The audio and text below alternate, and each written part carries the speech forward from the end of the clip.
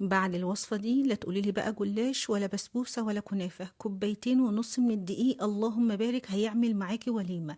ايا كان بتحبيها بالمكسرات او سادة او حتى كمان بالسكر البودر، بتكون في التقديم والطعم خطيرة. يلا كده سريعا نقول بسم الله ونبدأ مع بعض. في بولة كده هننزل بكوبايتين ونص من الدقيق، وعلشان تدينا كده ريحة حلوة وطعم كمان حلو هننزل كده بكيس من الفانيليا، بس ده اختياري. وكمان نص معلقة من البيكنج باودر ومعلقة صغيرة من السكر. البيكنج باودر برضو معلقة صغيرة، تمام. ومعايا كوباية مية هنا ناقصة عقلة صباعك الصغير دي، انا هركنها جنبي وانزل بيها شوية بشوية. وهننزل كمان بمعلقة ونص كبيرة من السمنة او الزبدة او حتى الزيت، اي حاجة موجودة عندك. نزلت بالمية كده شوية بشوية وبلم بيها العجينة. اتبقى معايا من الكوباية اللي انا قلت لكم عليها دي معلقة كبيرة واحدة بس من المية. يبقى احنا كده المقدار معانا في المية كوباية إلا معلقة كبيرة. خلاص، والكوباية هتكون ناقصة عقلة صباعك الصغير. زي الفل زي الفل. نمسك بعد كده بقى العجينة وإيد تسلم لإيد لحد ما تتعجن كويس جدا معاكي وتعمل عرق حلو كده. عندك عجان برضو هيكون حلو جدا، وريحي نفسك، ولكن احنا بنحب نشتغل يدوي.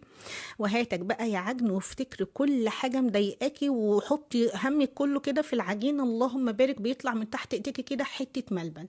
خلاص اختاه، خلاص كده، خلاص خلصنا. نقفل كده العجينة بتاعتنا، ما شاء الله شكلها جمر جمر زيكم كده. نحطها في كيس علشان بقى تريح براحتها. هسيبها بالظبط كده 15 دقيقة تريح. وجبت بعد كده معلقتين ونص كبار من النشا، وده سبب التوريق بتاع البغاشة القمر اللي انتوا هتشوفوها دلوقتي. بصوا مطة العجين بسبب الكيس حقيقي خطيرة. طيب جبت بقى هنا على الرخامة هترش رشة كده حلوة من النشا، وبعد كده بنفرد العجينة ونرش كمان رشة من النشا. وبعد كده بنقلبها بالشكل ده، وبعد كده بنمسك النشابة بتاعتنا ونفرد كويس جدا. هل انا لازم اكون بعرف افرد بقى وارققها؟ لا، انا عايزاكي تفرديها على قد ما تقدري وخلاص، لان احنا كده كده هنرجع نطبقها مرة تاني. فكل اللي انت فردتيه هيروح تمام. المهم بعد ما فردتها رشيت كمان رشه تاني من النشا.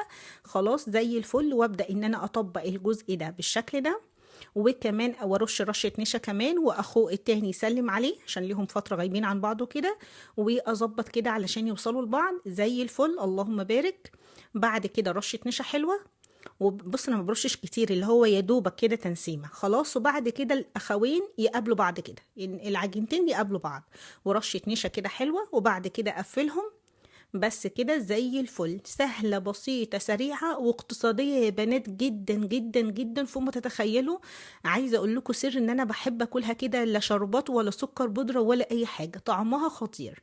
طيب بعد ما ظبطتها كده رشيت لها رشه من النشا، وبعد كده هحط لها الكيس بتاعها واريحها كمان 5 دقايق علشان لما اجي افرد تتفرد معايا بسهوله. ودي اخر رشه نشا هنرشها. رشنا رشه نشا ونفرد بقى على قد ما نقدر. السمك كده يكون ايه؟ زي شبه ايه بالتأمولة؟ سمك ايه كده بالظبط؟ آه، سمك رفيع هوريهولكوا دلوقتي. التفكير حقيقي بيرهقني يا بنات. المهم هنبدأ نفرد كده زي ما انت شايف. بصي النشا ما خدناهوش كله، يعني انا كنت حاطه معلقتين ونص كبار من النشا، تقريبا اتبقى نص معلقه. خلاص حلو قوي. نيجي بقى بالسكينه بعد ما فردناها هنشيل الجوانب، والجوانب دي بنحطها على بعضها بالشكل ده، وببدأ افردها مره تاني. عايزه اقول لك كوبايتين ونص ما شاء الله من الدقيق بيعمل معاكي كميه حلوه قوي، تاكلي انت وجيرانك وحبايبك. بعد ما قطعتها بالطول هرجع تاني اقطعها كده بالعرض، تديني كده ايه شكل المخدات كده بالظبط. هي اسمها مخدات اصلا. بس وده السمك يا بنات، سمك رفيع كده حلو. تمام حلو جدا. ناخد بقى البركة بتاعتنا على طول. هكون هنا طبعا وانا كنت بقطع اصلا في نص التقطيع رحت سخنت الزيت، لاني امولة ما عندها وقت، يعني ما عنديش وقت الصراحة ان انا اصبر او استنى. بختبر كده الزيت بتاعي باي خلة كده، مجرد ما الاقي فوران حواليها يعني كده الزيت بتاعي سخن، بهدي النار للوسط وببدأ احط البركة اللي انا هحطها زي ما انتوا شايفين. وما تكتريش علشان ما يتخنقوش جوه الزيت. اديهم كده براحهم، يعني يتقلبوا وينتفخوا وياخدوا وضعهم كده براحتهم. مجرد ما بتحطيها لا هتحتاجي تقلبي ولا تحطي زيت فوقيهم، لا ما شاء الله هم هينفخوا لوحدهم كده. جمر جمر جمر. طيب انا دول اللي انا هحط لهم سكر بودر، مش عايزه احمرهم بصراحه زياده عن اللزوم، بحبهم كده لونهم اشقر كده قمر. خلاص فيا دوبك كده هديهم اللون الذهبي الفاتح قوي وهبدا ان انا اطلعهم. اما لو انت هتحطيهم في شربات فيفضل تديهم اللون الذهبي الغامق سيكا، لانه ايه الالفاظ دي، الغامق شويه، علشان هم لما يتحطوا في الشربات لونهم هيفتح يا بنات شويه. خلاص هنبدأ نحط. شايفين طلع لونه خطير وطلعته ما شاء الله، ما خدش وقت معانا خالص. عايزة اقولك الوصفة دي من الحاجات السهلة، اللي هو حرفيا لو عندك ضيف جالك على غفلة هتقولي له بس استأذنك اعمل لك كوباية شاي، استنيني كوباية شاي بس. ما بتاخدش وقت حرفيا، حتى في التحمير او التسوية ما بتاخدش وقت خالص. اول رصة انا كنت مخلية النار على الوسط، اما بعد كده هخليها تحت الوسط بشوية علشان ياخد اللون براحته خالص، وفي نفس الوقت يكون مورق قوي ومستوي من جوه. هو اللهم بارك مجرد كده ما يشم الزيت السخن على طول بيورق وعلى طول بينفخ، مفيش مجال بفضل الله للفشل في الوصفة الجمر دي. خلاص اختي في الله قولي لي خلاص في التعليقات يلا عشان اشوف مين سمعني لحد هنا. بس كده خلاص، وحطينا البركه دي برضو. يعني بصي ما تسحي، مش تحسي واحد بيتخانق مع واحده. ايه ده ايه ده، يعني حتى العجين مش طايق، يعني حتى العجين مش طايق بعضه، تحسي كل واحد بيتخانق مع التاني.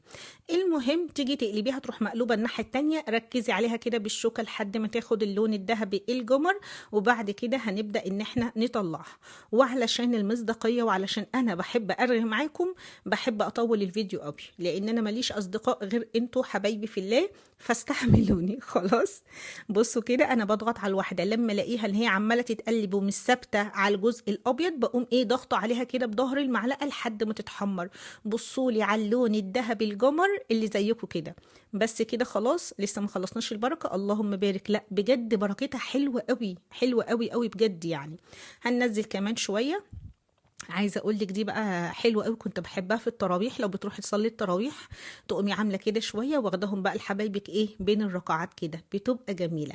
دي البركه اللي طلعت واحنا لسه مكملين، يعني في طاسه جنبي شغاله وانا هعمل دول بقى معاكم علشان نختم الفيديو. بصوا بقى معايا، اول حاجه ممكن نغطسها في الشربات بس نصها من فوق، ونزينها باي مكسرات انت بتحبيها. انا هنا عملت فول سوداني مجروش، تمام، على هو ده اللي متاح في البيوت يعني. خلاص كده فبغطس نصها بس، ودي بحسها خفيفه كده مع المكسرات بتكون تحفه جدا جدا. تمام كده هعمل مثلا كام واحده. هحط نصها بس بالشربات.